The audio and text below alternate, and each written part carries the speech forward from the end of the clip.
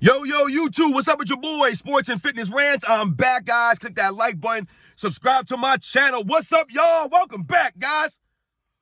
My goodness, we're going to continue to celebrate Michael Jordan on this channel.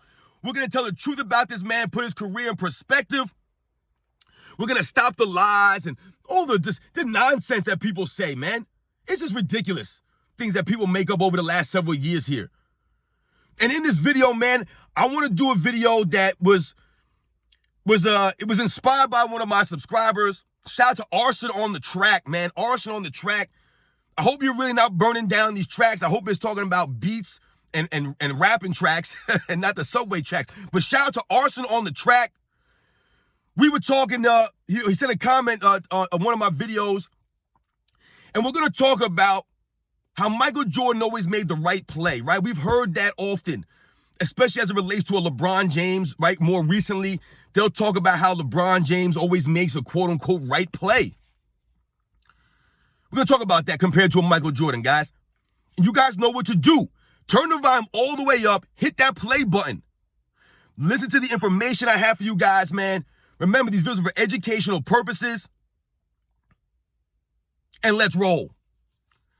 So, yes, shout out to Arson on the track once again, man, for inspiring this video. Now, I had thought about this in the past. I actually have a notebook that I write down things in, guys, and this was actually written down in my notebook weeks ago. I just got a little sidetracked. So, shout out to Arson on the track. We're going to talk about this, right? We've all heard many times over the last several years that LeBron James always makes the right play, the quote-unquote right play. And they always related to LeBron James passing the basketball. They always related to that. They'll always say, oh, that was LeBron James making the right play. Now, when we talk about Michael Jordan, guys, Michael Jordan, now listen, when I say that Michael Jordan always made the right play, right? Obviously, every single time of his career, he didn't always make the right play, right? Guys turn the ball over, they miss shots, maybe they, like I said, you have a brain freeze every once in a while, whatever.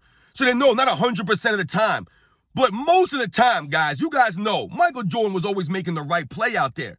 Now, when we think about making the right play, like I said, we've narrowed it down now to, oh, someone passed the ball to somebody that was open, that was making the right play. Or someone passing the ball to somebody because they don't want to take a shot is the right play. Listen, guys, just because somebody is open or quote-unquote open does not necessarily mean that's the right play. Right? Now, I want to talk about a couple instances with Michael Jordan versus a LeBron James making the quote-unquote right play. We're just going to go over a couple instances here, guys, what I'm talking about. For LeBron James, guys, right? We've often heard many times, like I said, LeBron James makes the right play. He always makes the right play, right? Oh, LeBron James, he makes the right play. And then they'll say things like people criticize LeBron James for making the right play. No, that's not what people criticize LeBron James for. What people criticize LeBron James for is his passiveness, right? When people say he's making the right play, why is that? Because LeBron James in his career, if you follow LeBron James, if you're not young and you didn't see the first 10 years of his career, let's say, then you can clearly tell that LeBron James has always shied away from what? Contact at the end of games. LeBron James does not want to get fouled at the end of games. That is his kryptonite. Kryptonite. He's afraid to go to the free throw line late in games, guys. He is. Just watch the career. This is not my opinion. These are facts, guys. Many times, whether it's the regular season or the postseason, LeBron James is known for driving the lane, thinking it's going to be contact, and then what? Kicking it out. Or if you guys look at a lot of LeBron James's quote-unquote game winners or shots to win the game or to tie the game or whatever the case may be, a lot of these things are bad shots, guys. A lot of his attempts at game winners, they're not good shots. They're not. So that goes to making the right play, right? LeBron James, a lot of times people will say that LeBron James has all these game winners in the playoffs and these game winners. He should have way more, guys. His percentage is terrible. How many winners does he have in the finals? Do you guys know? He has 0 game winners in the finals. He has 0 shots to tie the game or any of that nonsense. He's like 0 for 11 in the finals, guys.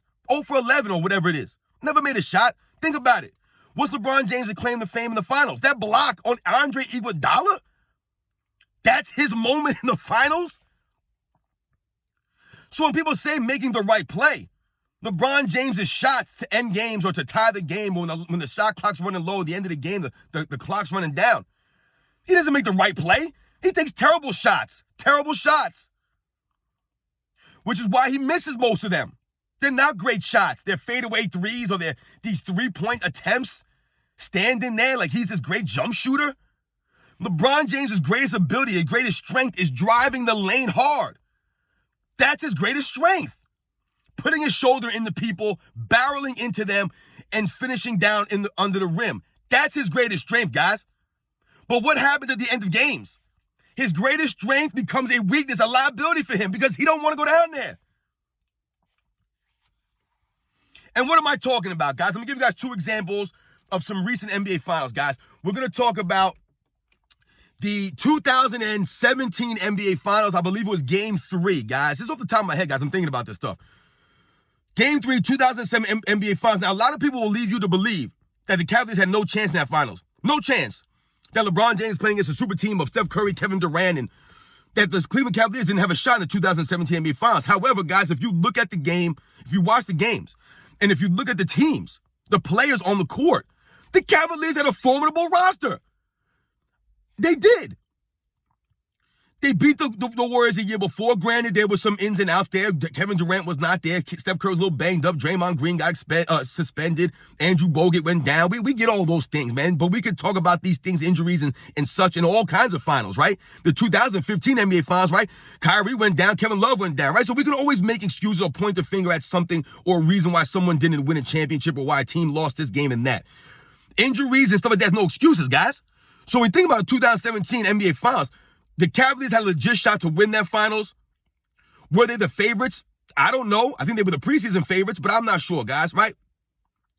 But when we think about the players, Kyrie Irving, LeBron James, Kevin Love, J.R. Smith, Iman Shumpert, Richard Jefferson, they had a solid team. Tristan Thompson. They had solid players, man. So Game 3, guys, the Cavaliers were down 2-0, right? Same thing as the 2016 finals, right? They were down 2 games, a familiar spot. But in Game 3, the Cavaliers were up by 3 points, guys, right? I believe it was a 3-point lead with I want to say it was a little bit over a minute left, guys, like a minute and a half or something like that. Maybe you guys remember this, maybe you don't. LeBron James and Cavaliers have the ball. Like I said, they're up 3 with a little bit over a minute left, right? They have the Warriors on the ropes, right? All they got to do now is close the game out. They got Game 3. If you watch Game 3 of the 2017 NBA Finals, guys, the Cavaliers had that game. They had the game. LeBron James comes down the court, guys, right? Drives the lane, has a layup. The only person in his way is who? Draymond Green. He has a layup. What does LeBron James do at the end of a game? He kicks out to Kyle Korver. He kicks out to Kyle Korver, who was not wide open. He had his man on him. I believe Klay Thompson was standing right there next to him. He kicks out to Kyle Korver for a contested three-pointer, which Kyle Korver, of course, misses. Because now, before you say, oh, he kicked out to one of the great three-point shooters, Kyle Korver, we have to understand something, guys. Can you guys tell me what big shot Kyle Korver has ever hit in his career? Name me one big shot that Kyle Korver ever hit in his career. Was Kyle Korver a great three-point shooter, a solid three-point shooter? Absolutely, he was a great shooter. But what big shots did Kyle Korver ever hit in his career? Kyle Korver was not Ray Allen. He was not Reggie Miller. You know, he wasn't one of these guys hitting big-time shots at big-time moments. I ask you, what shots has Kyle Korver ever hit in his career? And in that finals, what was Kyle Korver doing? So LeBron James decided to kick it out to a Kyle Korver in the corner who was not open for a contested three-pointer when LeBron James was in the paint for a layup. But we know what was going to happen, right, guys? LeBron James didn't want to get fouled, so he kicked it out. Now, people will tell you LeBron James made the right play. Oh, he made the right play. He kicked it out to a three-point shooter, Kyle Korver, man. What do you want from him? What do I want from him? I want the man whose team is up by 3 with a little bit over a minute to go in an NBA Finals game to drive the lane and finish or take the foul and go to the free throw line and knock some free throws down. That's what I want LeBron James to do. That's making the right play, not kicking it out to a Kyle Korver. No, that's not the right play. And we all know what happened. Kyle Korver would miss that shot. The Golden State Warriors would come down, and Kevin Durant would nail a three and right in LeBron's face. Right? They would hit back-to-back baskets, and I believe they would go up by 2 points, I believe, with like 20 seconds left, whatever it was. They would lose that game. They would go on to win game 4, though, and lose 4 games to 1, but that's neither here nor there. They could have won that game 3, but LeBron James making the quote-unquote right play cost them the game. That wasn't the right play. We think about the 2018 NBA Finals, the very next season, guys, right? Now, the Cavaliers in the 2018 Finals, yeah, they were not going to beat the Warriors. I'll give them that. That was pretty much a tough series, right? However, though, we think about game 1. LeBron James and the Cavaliers were playing great. They were winning that game. They were playing masterfully. And what happens, though, at the end of the game, guys? I believe the Cavaliers were down 1 point, I believe, guys, right? They were down 1, I believe. LeBron James, right? Not many seconds left, right? At the end of the game, with 30 seconds left, whatever it was, LeBron James does what again? He drives the lane and does what? Instead of trying to finish at the rim, like he always does, right? He always barrels into people, except when the game is tight, right? It's a big-time game. What does he do? He drops it off to George Hill? LeBron had what? 51 points in that game, I believe, right? 51 points. You often heard Nick Wright say that's the greatest finals performance of all time. How is a 51-point loss where LeBron James scores 0 points in overtime the greatest performance in finals history? You see the stuff that people say about LeBron, the nonsense these guys say they make up? But anyway, he drops off to George Hill. George Hill, who was underneath the backboard, underneath the rim, in a terrible spot to catch a pass and finish. He was in a terrible spot, guys. Don't tell me George Hill should have finished that. But what happens that LeBron James drops it off to him in a terrible spot on the court. He puts it on George Hill. He put all the pressure on George Hill. That's making the right play? When you're driving the lane, you're in the paint, and you can try to finish it? You're LeBron James, you have 51 points, you're playing a game, and you drop it to George Hill at the end of the game. That's not making the right play, guys. That's playing passive. That's being scared of the moment. Not wanting them to put you on the free throw line, right? He gets exposed, LeBron James, man. He does. So it's just 2 examples, guys, of LeBron James not making the right play. We think about Michael Jordan, guys, and we think about Steve Kerr's shot in the 1997 Finals. That's making the right play, right? Michael Jordan telling Steve Kerr on the bench before, listen, they come over and double team me, I'm going to come to you. He told him that.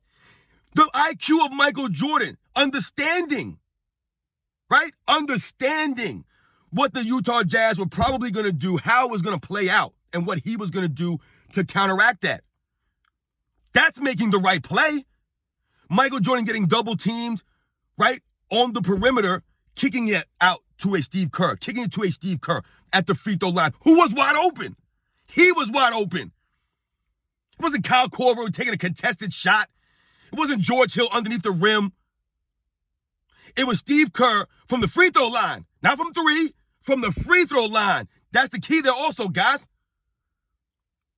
I've told you guys many times, Steve Kerr was not great from 3-point range with the Chicago Bulls in the NBA Finals. He was not, guys. 25% in his career in the Finals with the Bulls, guys. So that's why it was important that Steve Kerr took a couple steps in from the 3-point line there to make it a free throw line jumper, where we know he's one of the money perimeter jump shooters of all time, Steve Kerr. That's making the right play, right? That wasn't Steve Kerr saving Michael Jordan. That wasn't Game 7, right? That was a Game 6. Michael Jordan understanding what the Utah Jazz doing, double teaming him, kicking it out to an open Steve Kerr. That's called making the right play, ladies and gentlemen. Not, think about this, guys. All the times that Michael Jordan played in the NBA Finals, guys, he has hit several game winners. He has at least 2 game winners off the top of my head. I believe he has 3 game winners off the top of my head. But he also has shots, like I told you, in 1991 NBA Finals in Game 3, right, to send it to overtime, making the right play. This is why he was able to go 6-0 in the Finals, guys, or one of the reasons why. Making the right plays at the right times. People saying that Michael Jordan didn't pass the ball. No, Michael Jordan passed the ball when he was supposed to pass the ball. When it was the right time to pass the ball. That's when Michael Jordan passed the ball. We think about John Paxson, right, making that shot in the 1993 NBA Finals, guys. Now, no, Michael Jordan did not directly pass him the ball per se. But if you guys go back and watch the fourth quarter of the NBA Finals, Game 6, guys, the Bulls scored 12 points in that fourth quarter, guys. Michael Jordan had 9 of them. That's right, guys. 9 of the points of the 12 points in the fourth quarter came from Michael Jordan, right? His play kept them within striking distance, which allows a guy like a John Paxson to step up and make a big shot. If Michael Jordan would not have been playing the way he played in the fourth quarter, John Paxson's shot wouldn't have mattered. They would have been down by so much. It wouldn't have came down to that. But when you watch that last play, Michael Jordan takes the inbounds pass, drives right into the middle of the court, right? But the way that he passes the ball to Scottie Pippen, he whips a pass to Scottie Pippen in a way that when Scottie Pippen catches it, the defender was trying to get the ball, right? Trying to steal the ball away. And it forced them to be in a bad spot. So when Pippen catches a pass from Jordan, he turns and drives. Now has this step on his defensive player, right? Due to the move of Scottie Pippen, but also the pass of Michael Jordan, the way that he passed the ball. Go, guys, watch it. Watch the play. And then what does Pippen do? He takes a couple of dribbles down. The defense shifts over. He passes off to Horace Grant. The defense shifts again. He kicks out to wide open John Paxson for the 3. Now it's the game right there, guys, right? That's called making the right play by Michael Jordan, right? Not taking the ball from the inbounds and then just driving down the court on his own. Not doing that. Remember, the Bulls were only down 2, guys. They only needed a 2-point shot. So Michael Jordan could have just been, you know what, I'm going to drive this down the lane and attempt to make this shot. But the IQ of Michael Jordan, right? Always making the right plays. Understanding what the Bulls needed at that time and what they ran up. And he went with the play. And it worked masterfully. Because you have to understand something also, guys, when it comes to Michael Jordan at the end of games. A lot of times, or sometimes, Michael Jordan would use the other team thinking he's going to take the last shot to his advantage. And that was a classic case.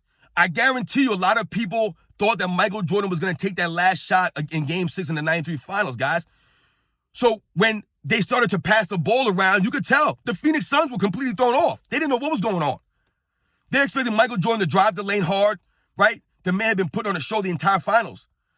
But once again, Michael Jordan made the right play, understanding. There's been many times, guys, that Michael Jordan's made the right play, the quote-unquote right play. You know, these days when they talk about making the right play and it pertains to a LeBron James, they'll say that he always makes the right play. And the excuse is losing as him making the right play. LeBron James' IQ is not as great as I believe everyone says it is. To me, LeBron James, just him not learning to play in a system, learning to play off ball, is not making the right play, right? That's why his finals record is what it is, guys. Because I'm of the belief that if LeBron James would have learned to play off the ball or learn how to play in an actual system, his finals record would not be what it was. I think he would have won 1 or 2 more of those NBA finals had he been able to play in an actual system. But he doesn't understand that. Right? He believes in his mind that he needs to hold on to the ball. He needs to have the ball in his hand at all times so that he could put these numbers up, these stats, so that people will look at his stats and be, oh, this guy was great.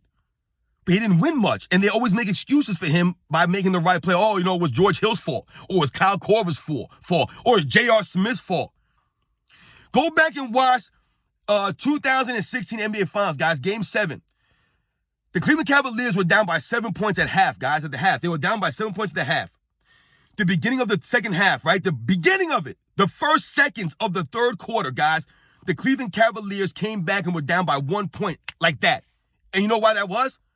Because J.R. Smith came out and hit 2 back-to-back three-pointers, back-to-back threes for the Cavaliers, just like that. Brought them within 1 point, just like that, guys. That was J.R. Smith did that, man. But then in 2018, LeBron James tries to embarrass him because he made listen, the play that LeBron James made by dropping it off to George Hill was a worse play than J.R. Smith not knowing how much time was left on the clock after he missed a free throw. Like, LeBron James' reaction to that was the same reaction that all of us had when he dropped the ball off to George Hill. I'm sure Ty Lue was thinking the same thing. The head coach of the Cavaliers, like, why are you passing to George Hill? I'm guarantee you, George Hill was like, dude, why you drop the ball off to me? You got 51 points. You're playing the game and you drop it off to me under the rim? And then LeBron James proceeds to score 0 points in overtime because he's too busy throwing a tantrum and crying about nonsense? That's making the right play? Quitting is making the right play. How many times did LeBron James quit? Walk off the court early. Making the right play? LeBron James rarely makes the right play, guys. Rarely. Which is why his teams lose a lot when it matters most. He's not a closer at that level. He was always afraid to get that contact, man. So shout out to Michael Jordan, man. His greatness. The way that he closed out games. Making the right plays most of the time. Whether it was passing or taking the last second shot. Or attempting the last second shot. Or not being afraid to go to the free throw line at the end of games. Or playing elite level defense. Right? We think about making plays. Think about the Game 6, 1998 NBA Finals, guys.